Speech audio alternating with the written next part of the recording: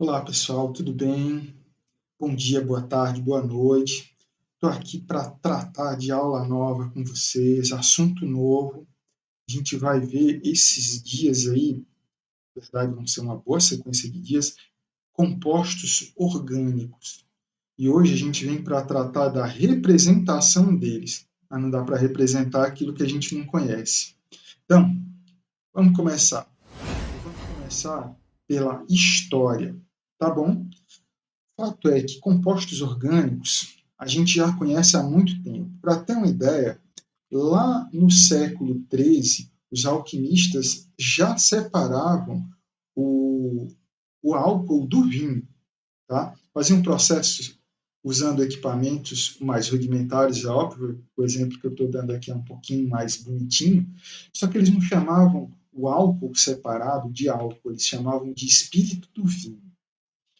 Assim como o conceito de orgânico é antigo, tá? O espírito do vinho que eles faziam era aquecer o vinho aqui, o álcool evapora a uma temperatura mais baixa, vai passar por esse tubinho aqui, na forma de gás, ele é resfriado e condensa e torna-se líquido.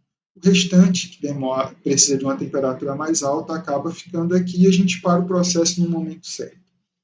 Tá bom? A gente não tinha um conceito muito bonito do que é orgânico, do que é inorgânico. O conceito, de verdade, começa a nascer lá por volta de 1777. Um sujeito chamado Olaf Bergman, tá? Ele dizia que substância orgânica era aquela que é extraída de organismos vivos, e inorgânico aquilo que fosse do reino mineral. Mas tinha um motivo para isso. Sabe qual era o motivo? Lá por essa época, os químicos ou alquimistas, como a gente queira chamar, eles já conheciam as fórmulas empíricas de cada uma de muitas substâncias, de muitas coisas mesmo. Tipo, eles tinham ideia de quantos átomos de carbono, hidrogênio e oxigênio tinham numa molécula de açúcar. Mas eles não conseguiam produzir açúcar em laboratório. Então, do contrário, eles conseguiam produzir com maior ou menor facilidade os compostos inorgânicos, que são aqueles formados, que fazem parte do reino mineral. Eles tinham que arrumar uma explicação para isso. Por que as substâncias orgânicas só podiam ser formadas em organismos vivos e as inorgânicas eram aquelas do reino mineral? Quem conseguiu pensar em uma solução bacana foi um sujeito chamado Berzelius. Tá? Berzelius elaborou uma teoria que a gente conhece como teoria da força vital. Ela diz o seguinte, ó, ela diz para a gente que os processos biológicos eram capazes de gerar compostos orgânicos. Então, processos biológicos geram compostos orgânicos, mas não podem ser sintetizados em laboratório. Tá? Ou seja, um composto orgânico só poderia ser sintetizado por um ser vivo, porque só um ser vivo teria a força da vida para dar aquilo. Tá bom?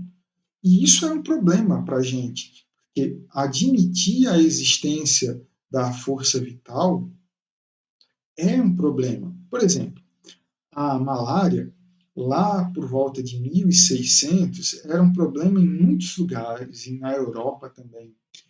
E descobriram-se que tinha uma planta com uma substância chamada quinina, aqui na América do Sul, que era capaz de combater os efeitos da malária. Tá?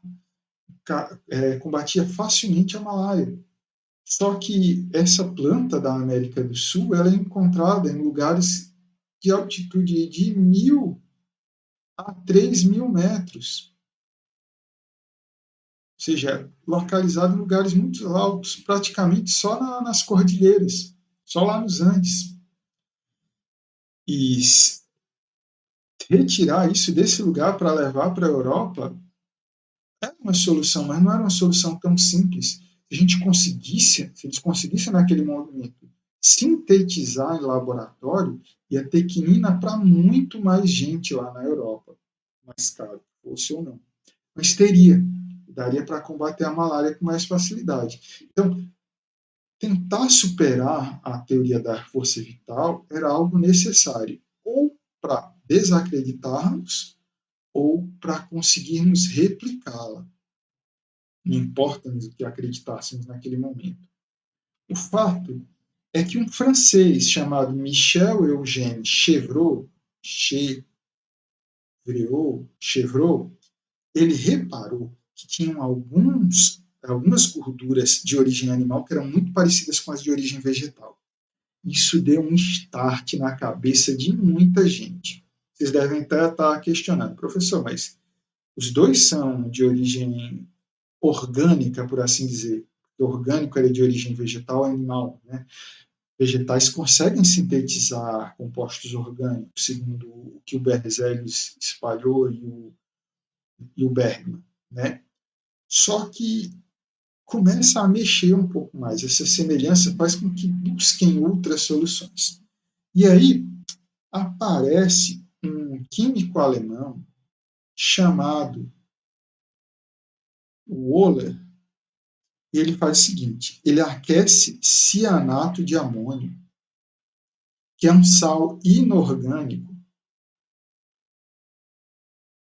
tá bom? É um sal inorgânico, ele aquece e produz essa substância aqui.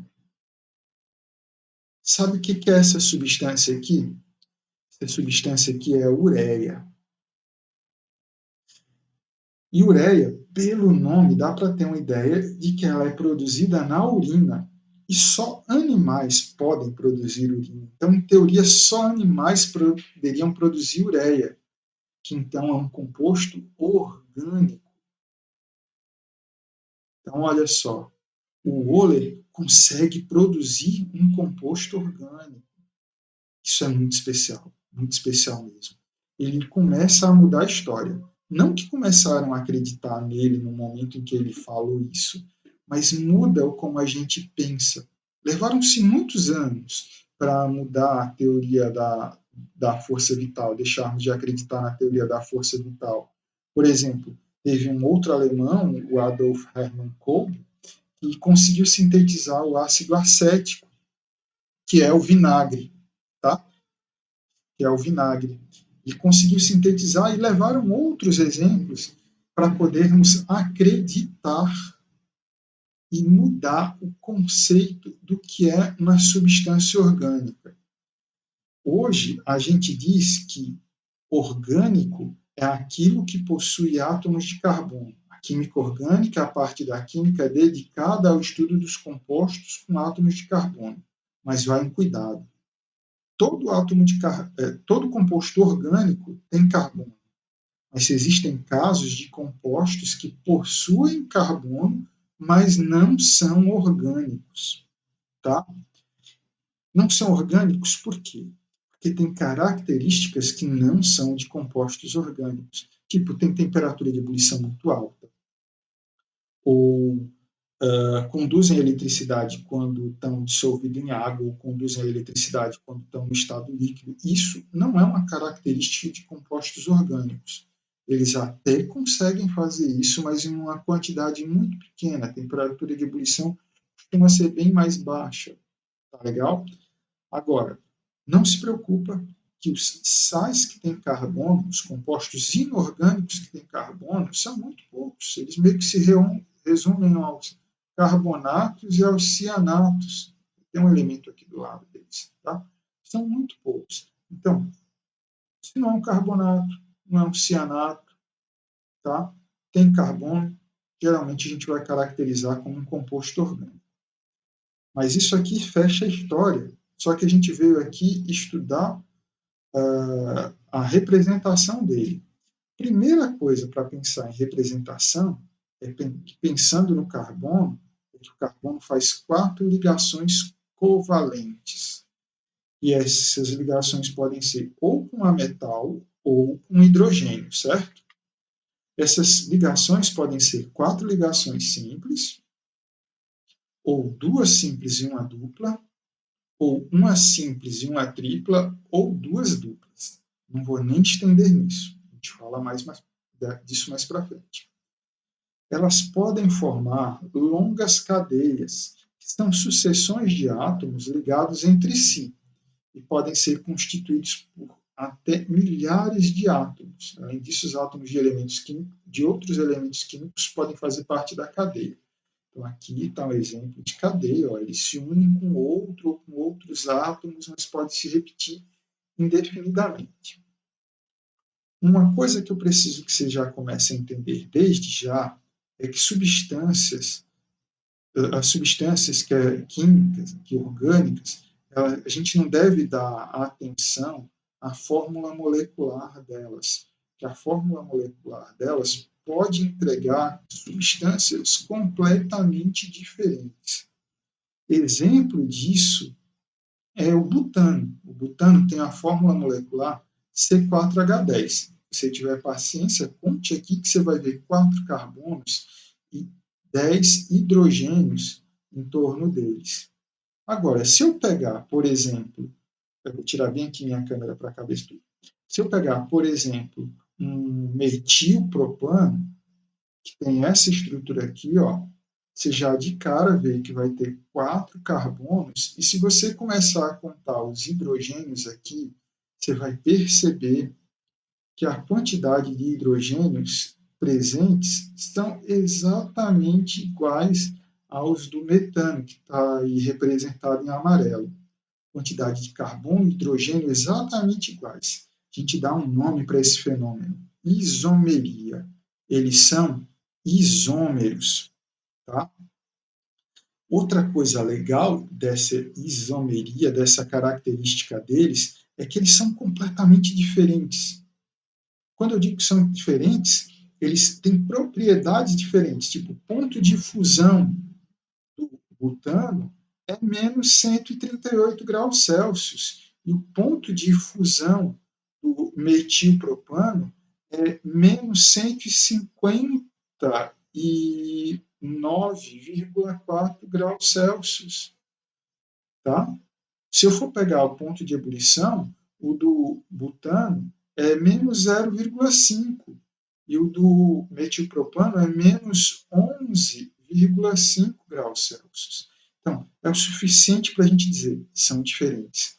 Então, a fórmula molecular não diz muita coisa sobre um composto orgânico.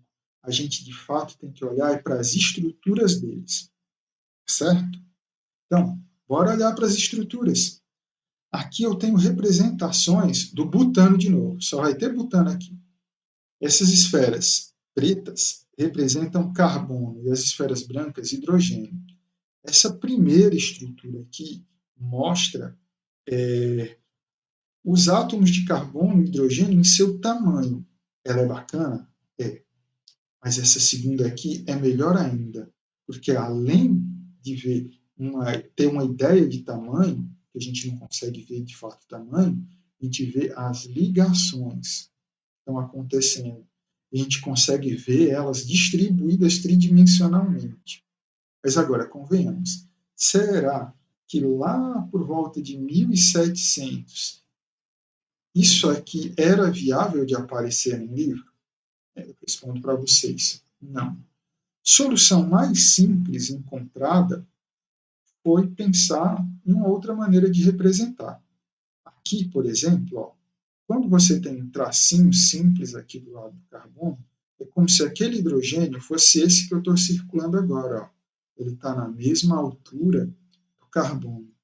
Esse que tem um traço mais grosso é como se fosse esse hidrogênio que eu estou representando aqui. Ele está à frente do carbono. Já esse que tem tracejado aqui é como se fosse esse outro que está ali para trás. Ó. Então, a gente busca uma maneira aí mais bonitinha, mais dinâmica de representar tridimensionalmente como é que essas moléculas se organizam. Só que nós temos um problema. Nós estamos vendo essa representação tridimensional, mas somente para ligações simples. E a gente sabe que o carbono pode estabelecer 4 ligações simples, ou uma dupla e uma simples, ou uma simples e uma tripla, ou duas duplas. E isso acarreta a formas geométricas diferentes. Vamos fazer o seguinte: eu vou ligar os átomos que estão em volta dos carbonos. Vou começar, por exemplo, com esse aqui. Ó. Se eu marco aqui, ó, ligo o que está em volta, eu tenho um triângulo. Então, a partir desse carbono, eu tenho uma estrutura tridimensional, perdão, que é igual a um triângulo, que a gente chama de trigonal. Se eu pensar nesse outro carbono, que está estabelecendo 4 ligações simples, e ligar os carbonos que estão em volta, eu já vou ter uma outra estrutura. Eu vou ter isso aqui, ó, representado em cima, tracejado que está para trás. Então, tem uma estrutura com uma, duas, três, 4 faces, se eu considerar de trás e de baixo, né? Isso aqui a gente chama de tetraedro. Nas ligações triplas, uma tripla e uma simples, ou as duas duplas, o que eu vou ter é uma linha, a gente chama de linear. Saber que isso aqui existe é extremamente importante, porque mais para frente eu vou ter que repetir esse assunto de novo, tá? Mas ele mostra para a gente como que uma molécula interage com a outra. Moléculas iguais ou até moléculas diferentes, ou como interage com a água, ou como interage com outras coisas, tá bom? Ou orgânicas ou inorgânicas. Então, isso é importante. Mas também é importante pensar que essa estrutura, por mais que esteja mais simples, não é algo que você desenharia muito bem. Então, você tem que pensar também em uma outra solução. Então, eu sei que elas funcionam tridimensionalmente. Já sei que a fórmula molecular não é o mais importante. Então, bora desconsiderar o que está atrás e à frente. Pense assim só no traço. Substituindo aqueles tracinhos mais grossos ou tracejados que a gente tem para representar o que está à frente ou atrás, a gente pode substituir por um traço, imaginar ele até mais organizadinho assim, eu prefiro assim, se você for mostrar cada carbono e hidrogênio da molécula. Mas, convenhamos, isso aqui também já dá um pouquinho mais de trabalho. Nós podemos simplificar. Que, por exemplo, esse carbono está cercado por 3 hidrogênios. E esse outro está cercado por 2. Nós podemos simplificar assim, ó, nessa estrutura, colocar os 3 hidrogênios que estão perto do carbono, ou os 2. Tá? A mesma coisa vale aqui. Ó. Coloquei CH3, o H3C, tanto faz, CH2. Eu estou simplificando. Eu estou unindo aquilo que se repete em torno do carbono.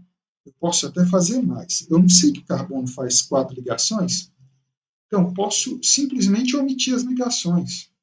Dá para fazer mais ainda. Eu não sei, no caso, que o carbono faz 4 ligações e que as coisas que mais se repetem no composto orgânico é carbono e hidrogênio. Então, eu posso mostrar só as ligações e suprimir os carbonos e os hidrogênios. Eu não estou escrevendo aqui, mas eu sei que em cada uma dessas extremidades das linhas eu tenho carbono. Que em cada um deles vai ter hidrogênios, uma certa quantidade de hidrogênios necessárias para formar 4 ligações. Então, aqui seriam 2, aqui seriam 3, aqui seriam 2, aqui seriam 3. Tá bom? Fica de olho nessas representações e tenta lembrar. Um átomo de carbono faz 4 ligações. Isso é extremamente importante. Tá bom? O que temos mais? Vamos dar sequência aqui. Ó. Ainda tem que dar atenção ao benzeno, que é uma substância super especial. Super especial porque ela tem 6 carbonos e 6 hidrogênios, e elas estão no plano, tá bom? Então, os hidrogênios estão na mesma altura do hidrogênio. Só que tem uns fenômenos curiosos aqui. Repara que essas duas estruturas aqui não são exatamente iguais. que era o que a gente está falando aqui, que teriam que as coisas serem exatamente iguais, mas elas não são exatamente iguais, certo? Elas têm lá a sua similaridade, são um pouquinho diferentes. Esse pouquinho diferente não é o suficiente, eles são a mesma coisa. Vamos entender o porquê. Acontece que a gente tentou descobrir qual é o tamanho de uma ligação simples e o tamanho de uma ligação dupla.